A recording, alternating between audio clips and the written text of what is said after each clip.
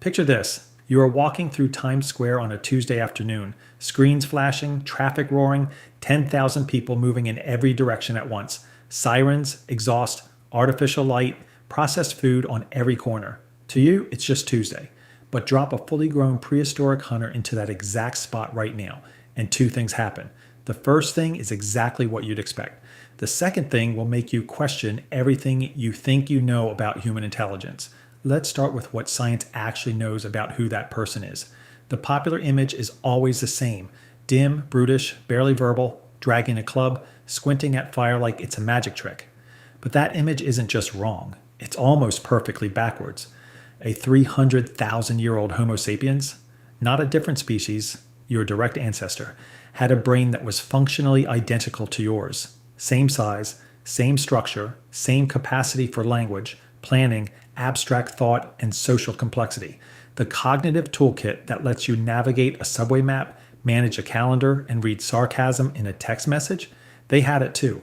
Every piece of it. They just had different software running on the same hardware. This wasn't guesswork. Researchers at the Smithsonian, using modern brain imaging technology, had volunteers recreate the exact stone tool-making techniques of early humans. The brain regions that lit up? The same networks active when trained pianists play complex pieces. Advanced tool-making recruited higher-order motor planning, working memory, and multisensory integration, spanning the entire cerebral cortex. That's not a primitive brain network. That's a sophisticated one applied to a different problem. So your ancient human steps into Times Square. They don't know what a car is. They don't know what electricity is. They've never tasted sugar in concentrated form. They have never been exposed to the thousands of airborne pathogens a modern city cycles through every single day. Here's where it gets complicated. Their brain immediately starts doing what it was built to do better than almost any modern person alive: reading the environment for patterns, threats, and resources.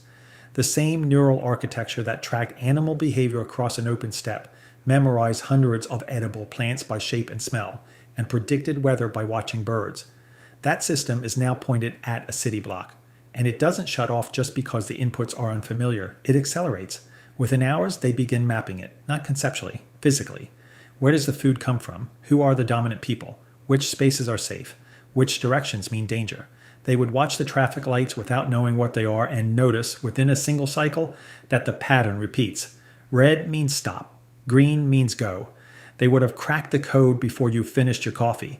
Because this is what pattern recognition at a survival level actually looks like.